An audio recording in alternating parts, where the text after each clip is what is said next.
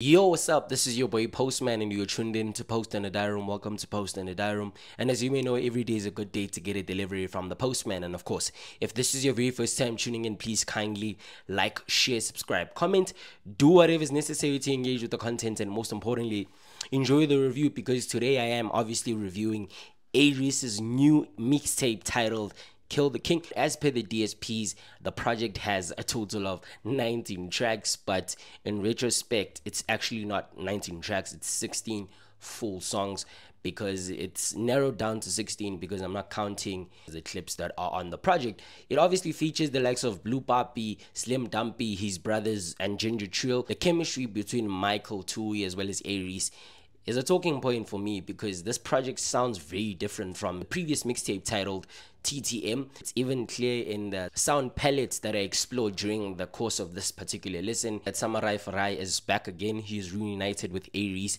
on this particular cover. Swiss Francs slash Easier Said Than Done is, in my opinion, two songs in one, where the first half is obviously Swiss Francs, and then the other one is Easier Said Than Done. On Swiss Francs, it's a very boom bap-ish, straightforward joint with a bunch of scratches, very old school, in my opinion. I felt the approach by A-Reece is very remarkable. He's basically talking about the current state of South African hip-hop in the sense that a bunch of artists are taking instructions from executives and they find themselves in these very dodgy contracts that they can't really get themselves out of. Easier Said Than Done is quite smooth sailing in the sense that it's very laid back, and A-Reece channels a very less reprimanding tone where now he just talks about his successes. And obviously I can't forget the sample of She Ain't Coming Home. The key takeaway in as far as Easier Said Than Done is concerned is that it's really focused on him, his personal experiences, and how labels are suddenly hunting him down. They want to sign him,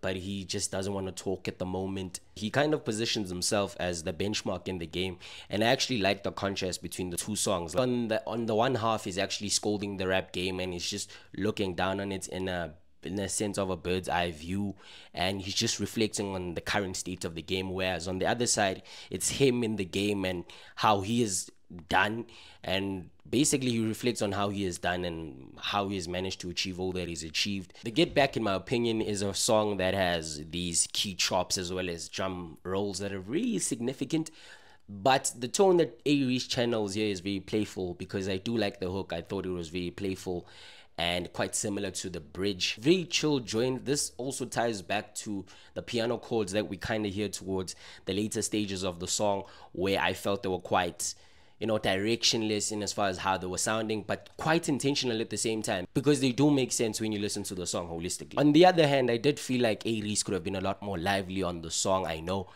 because when you judge the production choice on the particular song, it has these very unique bass lines that contribute towards making the song a bit more vibey, more of a hype joint. I felt like A-Reece's contribution was kind of flat in various moments during the course of the listen, and this is primarily because this is him also asserting his dominance and also him embracing his star power in this particular joint, citing the fact that he knows that there's niggas who want to live the life that he lives and they just want to be like him, they just want what he has and all those things. So I just feel like he could have just charged a bit more life, a lot more present into the song instead of using a very flat and monotone approach. 100 million, to be quite fair, I didn't really connect with it. I felt like the orchestrations on the song were quite annoying, and it's a very deep rap cut and it features J Jody, but because of the instrumentations, I just couldn't bear the essence of listening to the song for a lot longer.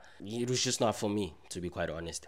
Michael St. Widows Chop is a very important song, and as far as the project is concerned, because on this song we're witnessing a lyrical display between A-Reece as well as Ginger Trill, and I did feel like A-Reece was a lot more practical in his references in his verse, because the verse sounds a lot more closer to home because he details the life in Pitori, he detailed events of criminality, on basically how life is actually hard in the hood. In several instances, how you may even end up at Steve Biko Academic Hospital by trying to be this superhero Steven Seagal type guy. Ginger Trill was very philosophical in a sense. He was very theoretical in my opinion. His verse was a lot more philosophical. It was more of a motivation and more of the other side, or basically motivating guys to try to find a way out, basically emphasize the importance of having God's protection on your side. Very much in line in as far as the context is concerned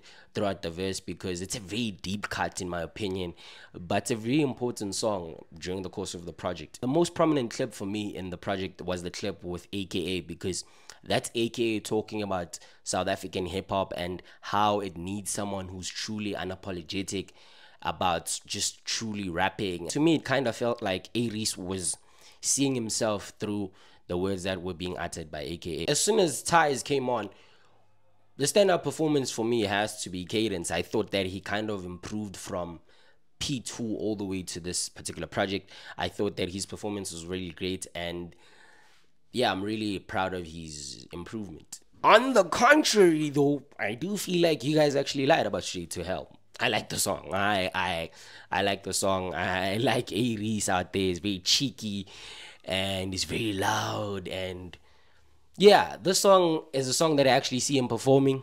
And maybe not the best. It's not an outright hit. It's something that, you could bump in the morning and just to, have that early kick, and it's very high in energy, and A-Reece is quite, significant, even pays homage to Tupac on this particular joint. It was not a bad song, but I also understand the criticism that it got when it was released as a single, and in the context of the album, it sits very right in the project, and I like the song. Another commendable contribution was from Blue Pappi. In my opinion, I felt that the boy was really brilliant in the sense that he didn't even, flop alongside A-Reece, and A-Reece kind of gave him the shine, and he had even the time and free will to, make use of his clever one-liners. There's a part where he says, "Umfana wenza izinto, nomfana ohlaza," and obviously the direct translation of that is the boy doing things with the boy Ohlaza, which is Blue Pappi. Yeah, not that it matters, but I thought that was quite cool of him to say it. I mean, in his language it makes sense. Young tall. Yeah, but it obviously won't land in English. So that's why I also didn't say it in English. Imposter as well as Still Ball, in my opinion, bring drag onto the project. And I'm not really moved by the songs. I don't think they're quite significant in as far as the project is concerned. And they're two mentionable or memorable skips in my opinion. Yeah, they bring drag onto the project. However, I do become alive when you hear a song such as "Bitch Don't Get Me Started." One of the key moments for me was the subtleness as well as the coolness that the song just generally has. Big Love is a very introspective cut in my opinion, because even the strings also, they are very important in the song, and A-Reece is just talking to someone that is probably passed away, and I'm gonna be bold in my assumption and say that he was talking about his dad. This was a very deep cut and very introspective cut. I actually enjoyed the marriage between both the beats as well as the lyrical content. I thought the beat choice for this type of song was really important for bringing across the type of message that A-Reece was looking to go for. To be fair, I'm not really into the KTK type shit, because yeah, I get why it was there, and I appreciate the joint. I felt that A-Reece was too calm. It was not really dissing anyone there. It was just addressing the narratives that are on the streets that are being said about him, and he was just cleaning his name, and he was really chilled, and yeah, kill the king, I guess. And he sounded very disappointed. It's none of my business, but yeah, A-Reece is calling them out and he's addressing them, and I think now it's time for clips, I guess. Overall, I was quite impressed with the variety of flows that were expressed. That A-Reece was kind of, very free in the creative expression of this particular project and in the creation of this particular project.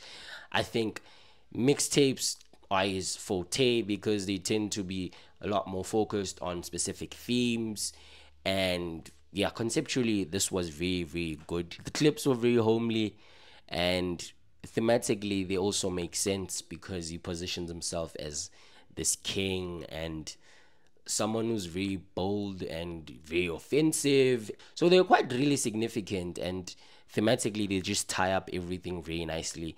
Like I said, I'm not really impressed by the fact that A-Reece is still talking about fake friends, because I think that's been a recurring theme now on his releases, and it's a bit overplayed at this point. But overall, this project gets a 7 out of 10 from me. This project by A-Reece titled Kill the King gets a 7 out of 10 from me. Post on the diary, please kindly like, share, subscribe, comment. Do whatever is necessary to engage with the content, and most importantly, I will see you on the next one.